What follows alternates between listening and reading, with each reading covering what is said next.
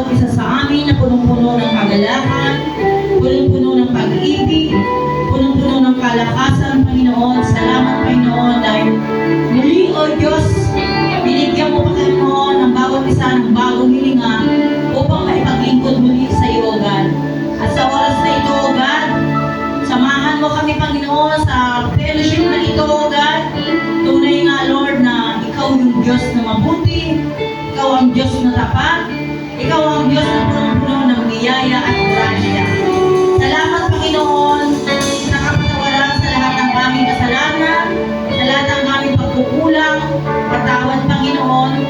At sa oras na ito, samahan mo kami, Panginoon, sa araw na ito at nawa ang bawat isa ay mag-enjoy. Ganun din, Panginoon. Salamat sa pag-iingat mo. Salamat sa protection.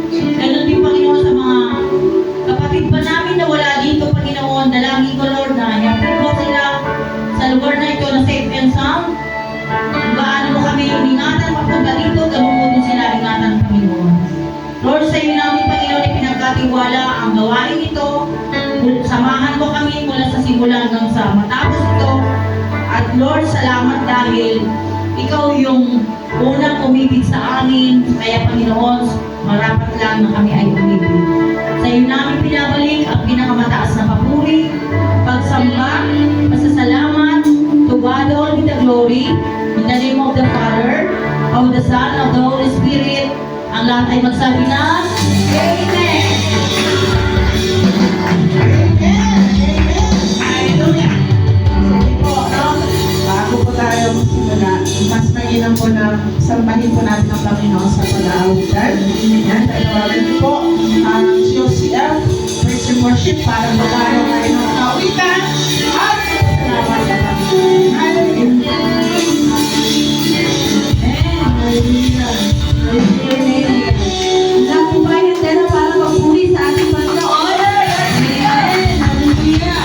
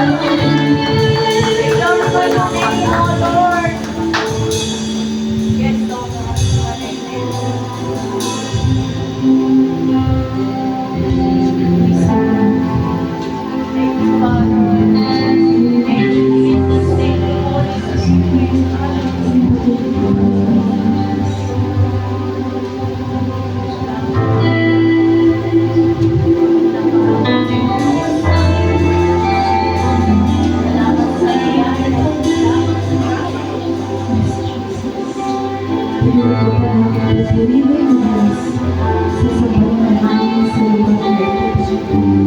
Sikat na tila ka ang dapat kauyos sa aming mga patuloy at sa patuloy.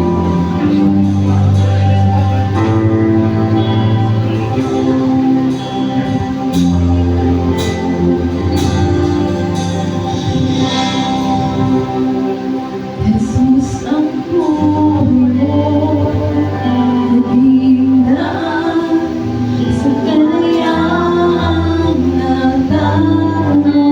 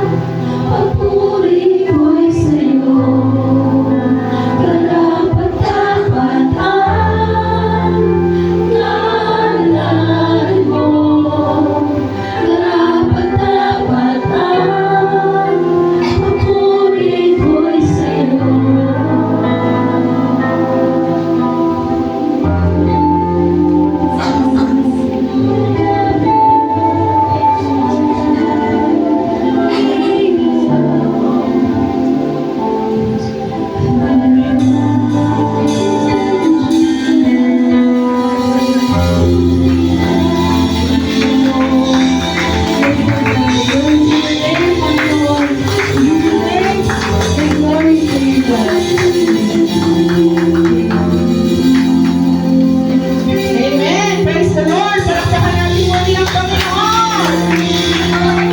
Hallelujah! Ayan, sige po. Nakaupo na po tayo. Good morning po. Good morning, Pastora Vanchi. Ayan.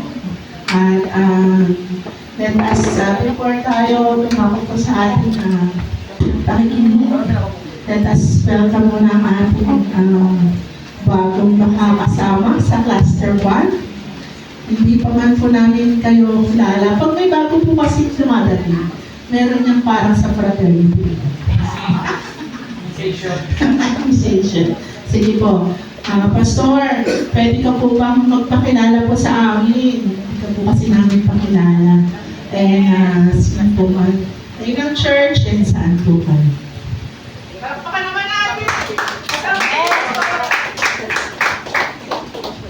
It's nice to be here po.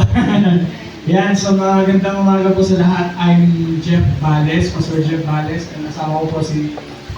Sara Sal po. Yan, so kami po ay from Boston Heights, Kawit. Pero yung amin pong church is located po sa Alapan 1A ng Imus po, along the way. So our church po is from Harvester Life Church. From Las Piñas po, 25 years. Then we started po outreach po dito sa Cavite. So 3 years na po this coming February yung aming pong outreach po dito. Ayan po. So, we started po sa clubhouse po ng Boston and then we pray. Ayan po hanggang sa bigyan po tayo ni Lord ng place po doon. And up to this moment po, under renovation pa rin po yung aming place. Yan, marami po salamat for welcoming us po sa Cluster 1. God be all the glory.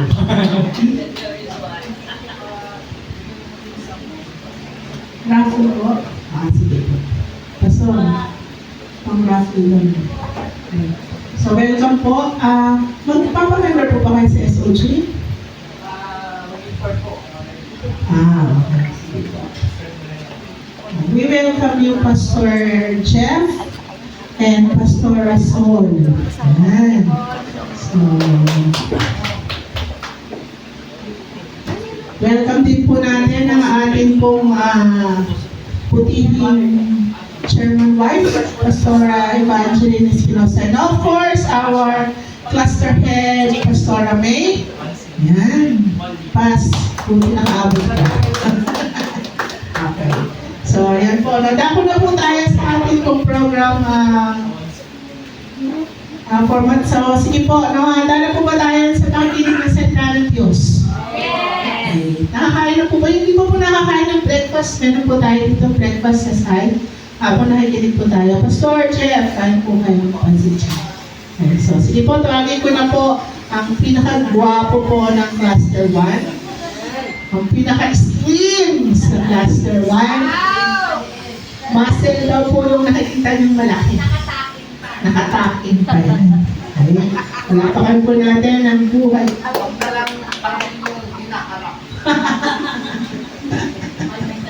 Okay. Wala naman kayong talang pang dark, di ba? Okay. Sige po, takot po tayo sa ating salita ng Diyos. Tawagan ko po si Reverend Elmer Videnya po. Thank you, Lord. Palapakan po natin ang Panginoon.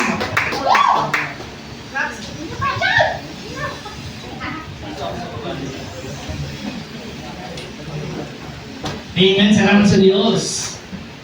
Amen. Kasi pag ako'y makiyan, makasok doon na ako doon sa... Mas lalo niyo akong makikita eh. Sige, tayo po ay manalangin tayo tumayo. Yes, Lord, we bless your name, O Jesus. Your word will be praised. Your name be exalted. Lord, salamat sa umagang ito, Panginoon. Pinupuri ka namin, O Diyos, at pinasasalamatan sa pagkat ikaw ay dakila. Salamat sa pagkat ikaw ang Diyos namin, Diyos na hindi nagbabago kahapon, ngayon at magpakailanman. Diyos na nagpapagaling sa lahat ng uri ng sakit at karamdaman. Panginoon, salamat sa buong Cluster 1 ng Servants of God. Pagpalain mo ang buhay ng bawat isa na narito, bawat pamilya. Ang bawat kapastoran, Panginoon, ayaw mo, Lord, na maranasan namin ang pagpapalang nais mo sa aming mga buhay. Maranasan namin ang presensya mo sa umaga nito, Panginoon. Lord, we do believe there is something good, great, and wonderful things that are going to happen sa umaga ito, Panginoon. Pagpalain mo yung pong fellowship po namin sa umaga ito. For you alone, the highest praise, glory, and honor. In Jesus' name, amen. Amen.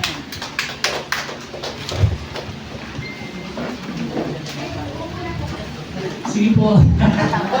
Sorry. Okay. Alam niyo, nakalimutan ko, meron pala tayong fellowship ngayon. So, salamat sa Panginoon. Salamat po. Ito po ay bali cluster 1 lang po ito, ng Servants of God. Pag sinabing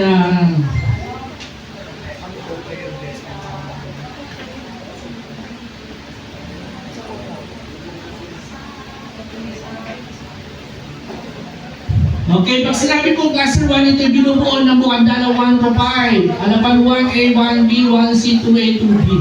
So, 10 barangays po tayo sa cluster 1. Si Pastor Jeff, kapitbahay lang pala namin. Ang bahay nila, Boston, ang church namin, Acacia na, no? Pero nando pa kami sa 1C, hindi pa kami nakalipat doon. So, magkakalapit pala tayo. Okay, so, mga kapatid, actually, itong ating gagampanan dapat ngayon ay itong pang Christmas fellowship natin.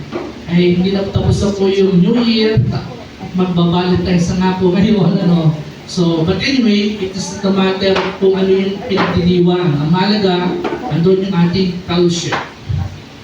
Makibukas po kayo sa akin sa 1 Thessalonians chapter 5, verse 18.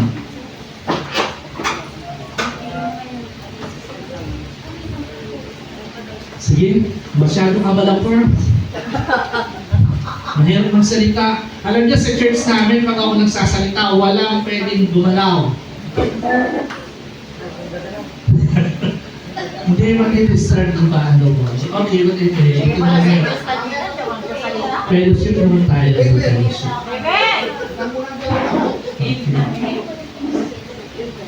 Okay, 1 Thessalonians chapter 5, verse 18. Sabi dito, give thanks unto the Lord, for this is the will of God in Christ Jesus. So magpasalamat daw tayo sa lahat ng bagay, anong circumstansya meron tayo. Pero sa tingin niyo ba mga kapatid, alam ko namang nangyayari na gaganap sa atin ito dahil tayo mga pastor na. At hindi lang tayo nagdilingkod ng 2 at 5 taon, dekada na. Ano po, Talagang kumbaga sa hinubog na tayo ng panahon sa ating paglilingkod at pananampalataya sa Diyos. Lagi ko po ito yung tinatanungin, madali bang magpasalamat sa Diyos? Madali po bang magpasalamat sa Panginoon?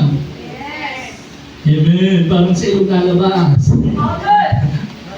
Di ba? Napakadali magpasalamat. But the question is, paano ka magpapasalamat kung ikaw ay nasa banig ng karamdaman? Paano ka magpapasalamat hindi ka makabangon? Paano ka magpapasalamat may sakit ka, may cancer ka? Di ba? So magagawa mo lang iyon dahil doon sa lalim ng komunikasyon mo sa Diyos. Doon sa pananampalataya po natin, siguro napakatagal na natin panahon na naglilingkod sa Panginoon. Ako po, kung tutusin ay nasa 3 dekada na ako na napaglilingkod sa Panginoon. Hindi lang masyadong malataan. Pero 3 dekada na ako for almost 30 years na sa ibang bansa at saka dito. So, ang sabi dito, magpasalamat in all circumstances. Ibig sabihin, hindi lang sa mga mabubuting bagay, hindi lang sa mga blessings na dapat tayo magpasalamat. Ano po? Most especially when it comes to painful, when it comes to situation, even though we are in the deepest situation of our lives, dapat magpapasalamat tayo sa Panginoon. Kung paano tayo nagpapasalamat na may mga blessing. Ito ba sinasabi ko po sa church namin? Pag ikaw ay may blessing, napakadali magpasalamat sa Panginoon. Pero dapat, the more na meron sitwasyon na circumstances sa buhay, dapat doon ka magpasalamat sa Panginoon. Kasi alam niyo ba, wala naman tayong kakayanan, wala tayong magagawa. It is that no matter of how many times we fall, malibig tayong bumagsak, malibig tayong madapa. Pero hindi po yun ang mas mahalaga, bumabangon ka. Diba? Yun ang pinaka-importante sa lahat. Kasi alam mo, na nandoon ang Panginoon eh. Sabi nga, Hebrews chapter 12, no? Focus unto Jesus, the author and the finisher of our faith. So kaya ka nakakabangon sa kabila ng mga pagsubok, sa kabila ng mga problema sa buhay, nakikita mo si Lord nandoon sa unahan mo. Siya yung mag-aangat po sa atin. Alam niyo kung tutusin sa dinami ko ng pinagdaanan, personal, pamilya, sa simbahan, sa family, isa sa pinakamasakit na nangyari sa akin, talagang napakalalim na sitwasyon, yung wife ko mag 50-50, talagang dead on arrival na dadaling sa ospital. Di ba? Talagang, pero alam nyo, salamat sa Panginoon kasi tayo hubugin ng Diyos. Amen. Alam nyo, one time, nagising ako ng 3 o'clock. Kasi ang gising ko talaga 3 o'clock in the morning. Pag ako may gumigising ng 3 o'clock, ano na yung devotion ko hanggang 4 o'clock. At yung one time nakita ko yung asawa ko, i-testimony ko lang sa inyo, no? Nakita ko yung asawa ko nakahiga sa bed. Kasi hindi ko alam ba't nagkataon ng araw na yon. Yung asawa ko nasa solo sa kwarto. Kami mag-ama, nasa sala. Siguro nanood kami, nakatulog na kami doon. So pag-isip ko na 3 o'clock, usually na ginagawa ko, binibisita ko yung 2 kwarto namin pag nandun yung anak sa kabila at kasama sa kabila. Nung bumisita ako sa asawa ko doon sa kabilang kwarto kasi nasa sofa kami. Nakita ko yung asawa ko yung sa front ilaw. Nakalay down siya tapos naliligo siya sa sarili niyang ihi. Dinisip ko yung anak ko, sabi ko, ang anak ko noon ay siguro mga 10 years old pa lang siya. Nung hawakan ko yung asawa ko, Diyos ko parang na-embalsam mo na siya. Sobrang tigas. Grabe talaga. Tapos yung kanyang panga, tumigas na rin. Talagang parang nag-lock na siya. No? Alam niyo, wala akong ginawa kundi walang binigay na message Lord sa akin, lumuhod ka. Lumuhod ka. So, nanalangin ako lumudok sa Panginoon. May ako ng tawag sa Diyos, whatever na situation, whatever na nagawa ko, noong maghapon na yan. Alam niyo, binigay sa akin ng wisdom ni Lord. Ipagparig yung asawa ko. From the crown of their head till down to her body, hanggang doon sa sole of her feet. Alam niyo na, grabe talaga yung kapangyarihan nito. Tapos yung anak ko, nung magmulat ako, yung anak ko, nakaganyan, nakataas din ang kamay niya, 10 years old John. Ano yung ginawa ni Lord? habang pinapanalangin ko siya, ramdam na ramdam ko yung, di ba parang alam niyo yung yelo, frozen na yelo? Tapos habang dumadaan yung kamay ko, lumalabdaw or lumalambot siya. Talagang mga kapatid, talagang simula noon, sabi ko, Panginoon, kung ako'y gaano kasipag sa gawain, doon gagawin ko. Amen. Try ko Amen. din. Amen. Huwag lang sa SOG. Joke. Amen. Alam niyo, grabe. Ibang level ng faith yung sa akin nito. Amen. Ibang level. Talagang, alam niyo, napakabuti ito. Alam niyo kung bakit nagkagan yung asawa ko? Alam niyo, ito pa. Pangalawa, dinala namin siya sa ospital. 510 ang kanyang blood sugar. Just imagine, kalahating kilo asukal. 500. Tapos, ayun, ngayon, as praise the Lord, simula po noon, hindi na kasi yung asawa ko, pag tumaas ang blood sugar at pagbuka, minsan nagsisiro siya. Nawawalan siya ng malay.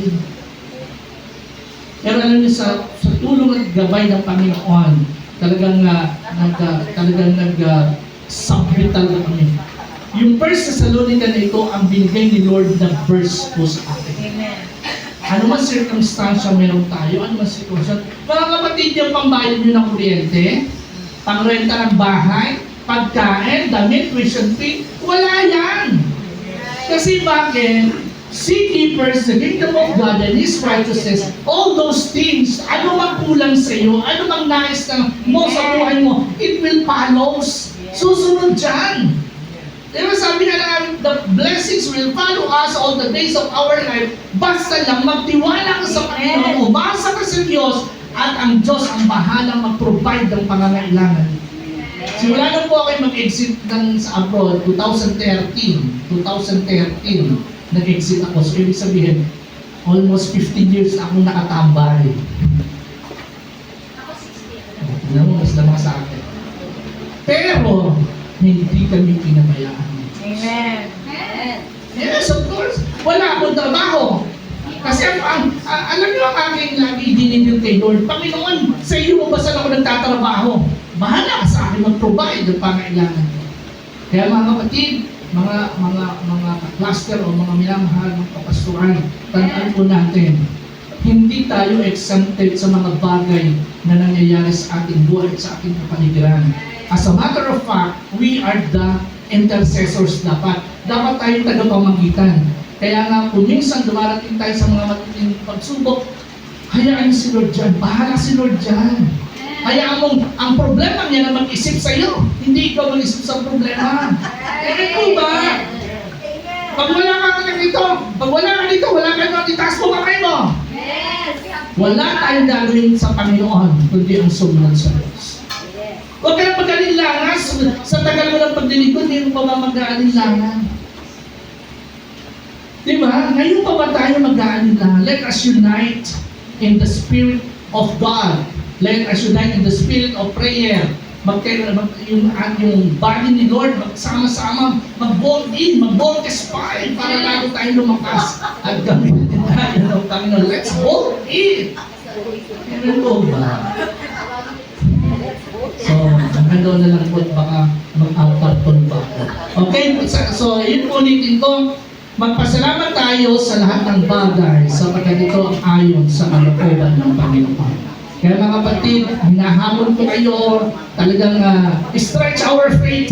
Alam niyo bang 2026 is the year of God's highest favor. Amen. This is the year of blessing. This is the year of increase. This is the year of multiplication. This is a year of promotion. Amen. Akinin po natin, isang araw makikita nyo ako. Andito pa din. Amen po ba? Basta, magkaisa po tayo cluster 1. Alam nyo dati, ang cluster 1 madami. Ewan ko ba, siguro yung ibang napagod na.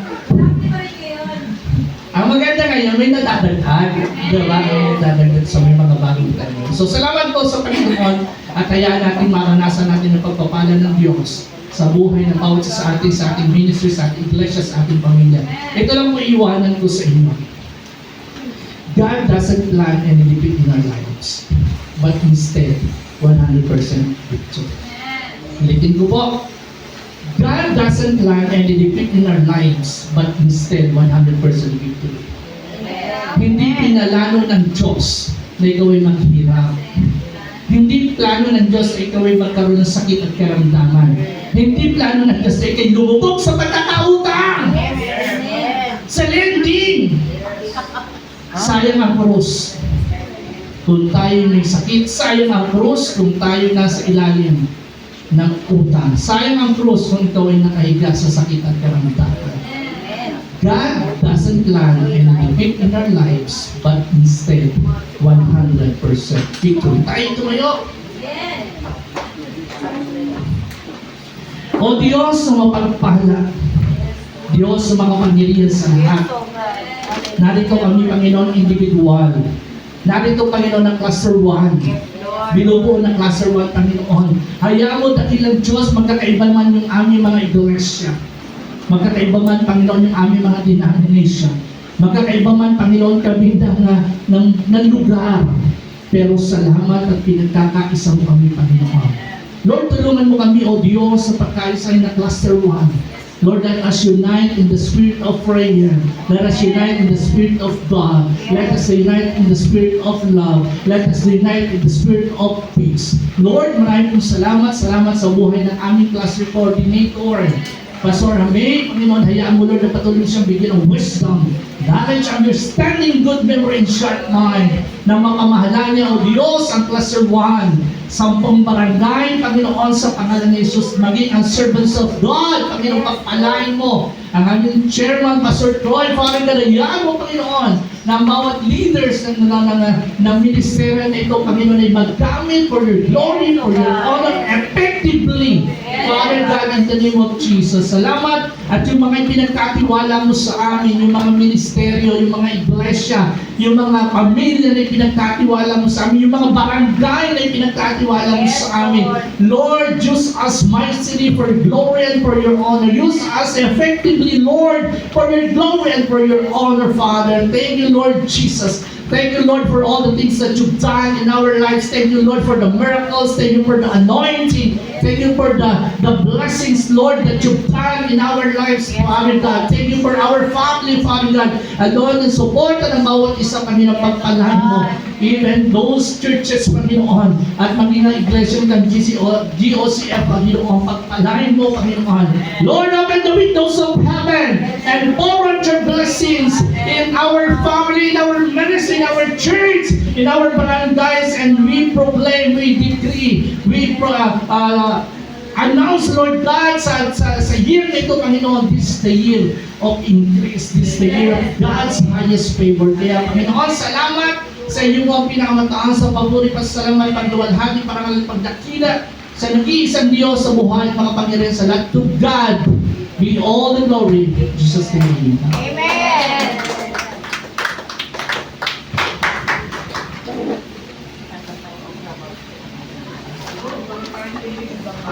Ang bilis na. Wala pang 5 minutes sa pasok. Okay, anyway, sige po. Bago po tayo magpatuloy, no? Tawagan po natin ng buhay, presensya po ng ating cluster head, Pastor Ramey po, para po sa pag-welcome sa ating lahat din. And, Hello, good morning everyone.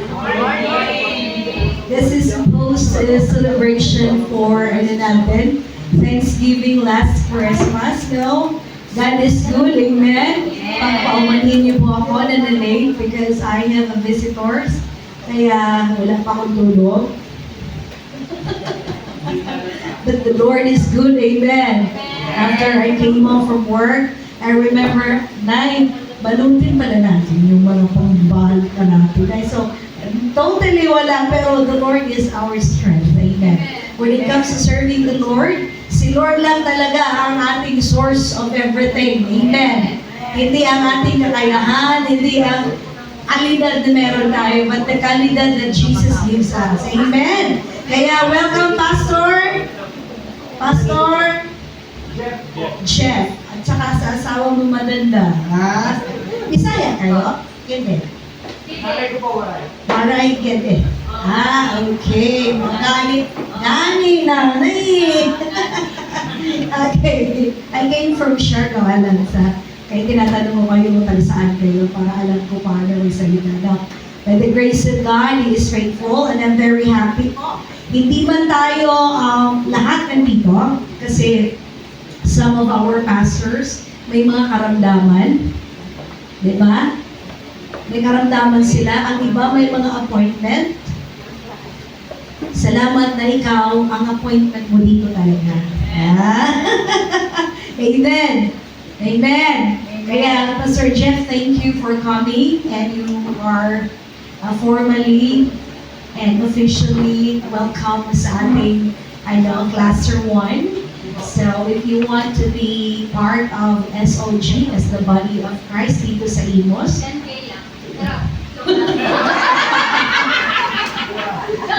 you are welcome. Ang ating meeting po is every Saturday na meeting natin, dito ba? Saturday na, every Saturday. Our meeting is every first Saturday of the month. Morning po tayo kasi in the afternoon, meron tayong mga gawain. Kaya hindi po pwede tayo sa hapon. And then, yung aking 20, pumayagman kasi ako. Kaya siya yung ating taga-ano sa ating GC. So, depende. Meron kasi kaming policy, Pastor, ha? Kaya, may policy kami sa Cluster 1. You have to attend first consecutive 3 meetings before tayo i-add sa GC. At hindi ko po hindi ko po hawak ang GC. Si Secretary po yun. Kaya, hindi talaga po kahit bishop pa sa SOP ng Cluster 1 para po patas ang lahat. So, doon natin makikita ang pagiging submissive natin bilang isang pastor. So, ano pa ba? Habang nagkakape pa, naghahanda pa ng kape ang ating MC. Anything else I can say? Salamat Pastor Edsel for this place na binigay niyo po sa pagkakataon na ito. Alam ko po na very busy kayo. Pero binigay niyo yung oras dito para po dito ihand ang ating Cluster 1. Malamig malamig, no? Salamat sa malamig. Nasimoy ng hangin. Galing kasi tayo sa mainit Bakit kayo lahat nasa likod? Dapat dito tayo sa harap. Di ba? Ako, Pastora, mamaya yung nasa likod. Last mo na rin tawagin na kasi nasa likod sila Alright. Okay. Ano lang po tayo? Just enjoy. Isaac, did you understand me? Really? Your mind is somewhere else around the road? Oh. Okay, we welcome you, Isaac. Thank you for coming. Okay. Sige po, ang ating gawain ngayon, enjoy lang. No? We've been busy sa ating church. We've been serious enough sa church natin para tayong pagdating naman sa ganito, be yourself lang, di ba? Kaya sinasabi ko lagi sa you don't have to push yourself, be yourself. If you're kind of a person that you want to sit down and just listen, if you're kind of a person that you just want to enjoy and laugh, go ahead and do that, di ba? Kasi sa bahay natin, nagsisermon na tayo, sa church, nagsisermon. Dito, ano na naman tayo? Parang be yourself lang. Gawin natin, mamaya, walang exempted mamaya sa ating mga games. Pastor, Kasi merong mahalagang regalo na matatanggap sa ating lahat. Yung mahalagang regalo at yun yung minsan nakakalimutan natin, di ba? Tsaka pa natin yung maalala pag yan ang mahalagang regalo. Hinata mo talaga yan sa amin. Yes! Okay, Sister Shen. Hindi kita I actually forgot. I wasn't able to recognize you. You know, Isaac? I forgot. When I saw her, I was imagining, who is this girl before? Why are you reacting that way? Ang ganda kasali ulit. Oh. Are you just having fun? No! Kumusta Hello, Julie. Oh, answer. Again. Alam niyo yun. How are you daw? Anyway, ready na ba? So, hindi ko po talaga alam kung ano ang mga pakulo ng ating mga in-charge sa program. Basta tayo sumunod lang. Kasi ako din susunod lang din eh. Kaya pag sasabihin ni Pastora, huwag nila kahit sa sangsakong bigas. Titignan mo yung wallet ko. Joke lang. I know na ang iba po hindi pa gutom kasi nakakain na, no? Or dagdagan pa. Okay? Kaya tinignan ko kasi ang drinks ko pala hindi ko na dala. Not yet ready? Oh, you have to be ready. Okay. Sige. Sample. Pakinggan ko kung nakinig tayo kanina kay Pastor, no? Elmer. Ha? Makinig, no? Sige, sige. Sample. Bigay mo na sa MC. Ano ko yung price niya?